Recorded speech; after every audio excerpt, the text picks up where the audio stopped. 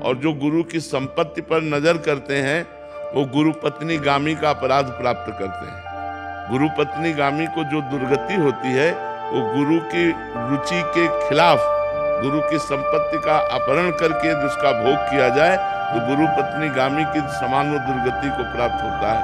गुरु की आंतरिक संपत्ति जो सिया राम जी हैं, जो राधे श्याम जी हैं, हमें उनकी प्राप्ति के लिए मानव जन्म मिला है। उनकी प्राप्ति के लिए गुरु शरणागति हुई है। उनकी प्राप्ति के लिए हम वेश धारण किए हुए हैं। यदि हम संपत्ति और मान प्रतिष्ठा के लिए तो हमारा जीवन धिक्कार है। सम्मानम कल्यात घोर गर्लम नीचापमानम शुभा। हम सम्मान का त्याग करके और नीच पुरुषों द्वारा किए हुए अपमान को भी सहकर प्रभु की प्राप्ति के मार्ग में चले हैं। यदि हम एक गुरु भाई दूसरे गुरु भाई से द्रोह करता है तो वो दुर्गति को प्राप्त होता है। क्योंकि चाहे आज वैष्णव बना हो या कल वैष्णव बनेगा, वो नमन योग्य है जो गुरु की शरण में आ गया। और गुरु जी अपनी संपत्ति जिसको चाहे दे दे, लुटा दे, हमारा अधिकार नहीं है। अगर गुरु जी ने किसी गुरु भाई को संपत्ति दे दी तो हम उसकी सेवकाई करेंगे, ना कि उससे वैर करेंगे, क्योंकि गुरु जी ने उसको योग्य चुना है। हम उससे वैर करके जो संपत्ति हड़पते हैं तो गुरु पत्नी गामी का अपराध लगता है और दुर्गति होती है। और जो रही लोगों की निंदा की बात, तो लोगों का चश्मा है, उनके त्रिगुण माया युक्त चश्मा है जिसमें राग और द्वेष, स्तुति और निंदा, मान और अपमान इतना ही बेचारों के पास है। तो उसके लिए गोस्वामी तुलसीदास जी ने कहा है, बातुल भूत दिवस मतवारे, ये नहीं बोले वचन विचारे, जिनकर कहा सुनी नहीं कहा। ऐसे लोगों की बात का हम ध्यान नहीं करते। जो विषयी हैं, जो माइक हैं, जो प्रभु से विमुख हैं, वो तो कुछ भी कह सकते हैं, लेकिन जो प्रभु के सन्मुख हैं, प्रभु के जन हैं, उनसे यदि हम द्रोह करें तो दुर्गति पक्की। इससे बड़ा कोई अपराध नहीं। विश्व में हर अपराध का मार्जन है, लेकिन संत द्रोह का सिर्फ वही संत मार्जन कर सकता है, दूसरा कोई नहीं कर सकता। जैसे अम्बरीश जी से द्रोह किया संत दुर्वासा जी ने, तो भगवान का एक व्रत है कि कोटि विप्र बदला गए जाहू, आए शरण तजो नहीं ताहू। लेकिन भक्त का अपराध करने के कारण भगवान ने सीधा जवाब दे दिया, अहम भक्त पराधीनो असुतंत्र। यहाँ मेरी शरणागति नहीं चलेगी कि मेरी शरण में आकर सुदर्शन को प्राप्त करते। जाओ और अम्बरीश जी के पैर पकड़ो और वो सुदर्शन जी की प्रार्थना करें, तब आप सुदर्शन जी के ताप से बच सकते हो। ऐसा ही दुर्वासा जी को करना था। तो साधु अवज्ञा तुरंत भवानी, कर कल्याण अति के नामे।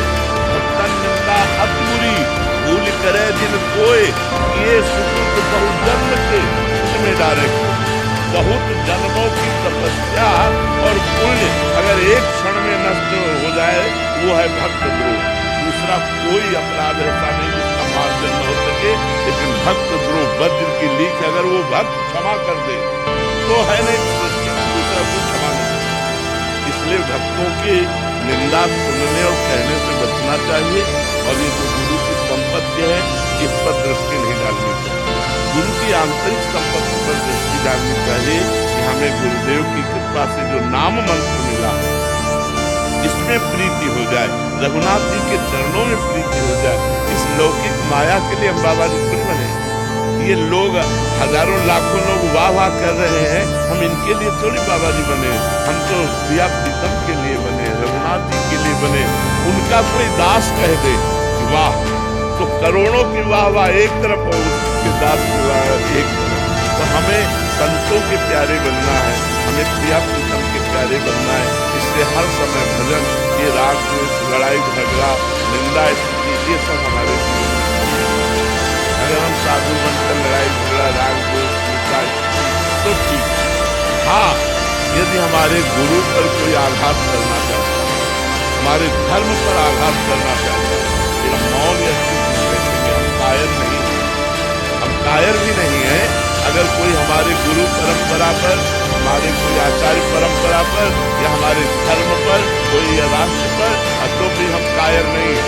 अगर हमें तुम गाली देते हो क्षमा है, हमें तुम दुख देते हो क्षमा है, लेकिन हमारे गुरु, हमारे धर्म, हमारे राष्ट्र पर इस पर क्षमा नहीं है। और जो हमारा तप बल, मन बल, शरीर बल, ज्ञान बल है, सबका प्रयोग करके हम अपने धर्म की रक्षा करें। इसलिए आपस में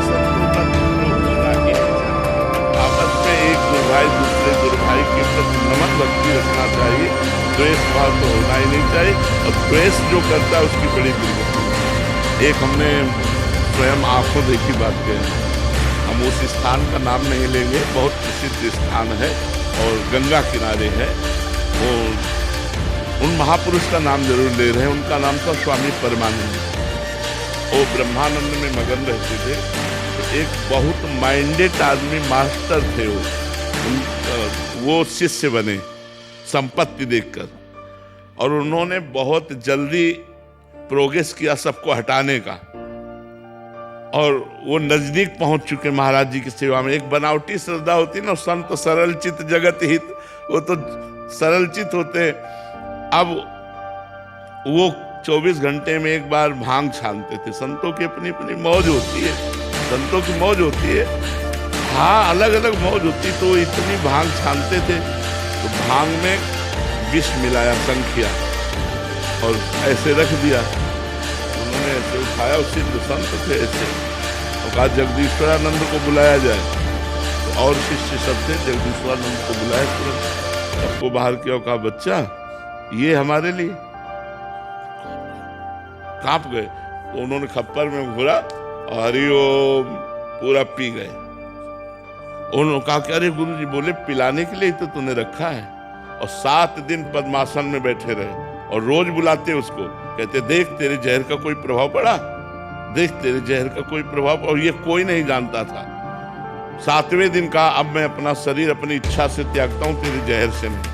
जो ही उन्होंने संकल्प किया, पूरे शरीर में जहर फैल गया, पूरा नीला शरीर पड़ गया, शरीर छूट गया। उस व्यक्ति को देखा गया कि जैसे पानी आता है और दरारें पड़ जाती है ना मिट्टी में पानी जाने के बाद, ऐसे शरीरों में दरारें पड़ गई और मवाद चूने लगा। और वो चीख चीख के कहता गुरु को जहर देने का मेरी दुर्दशा हो रही, कोई बचा ले। चिल्लाता रहता रात दिन, पलकें ऐसे फैल गई, मवाद निकले।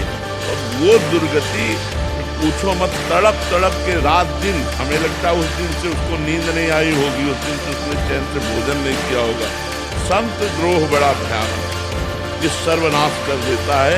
इसलिए चाहे गुरु भाई से हो या किसी अन्य संत से हो, कभी द्रोह न करे। वो गाली दे तो भी चरणों की तरफ ही झुके, संतों की चरणों की तरफ झुकने में ही मंगल है। और जो संत निंदा करते हो तो बेमतलब अपना नाश कर रहे हैं, बेमतलब अपना नाश कर रहे हैं। जो संत निंदा करते ना, वो बेमतलब अपना नाश। ये भगवान के पार्षद हैं, इन पर हमारे दोष दर्शन करने का अधिकार नहीं है। अगर ये दोष है इनमें कोई, तो रघुनाथ जी जाने, वो ठीक करें।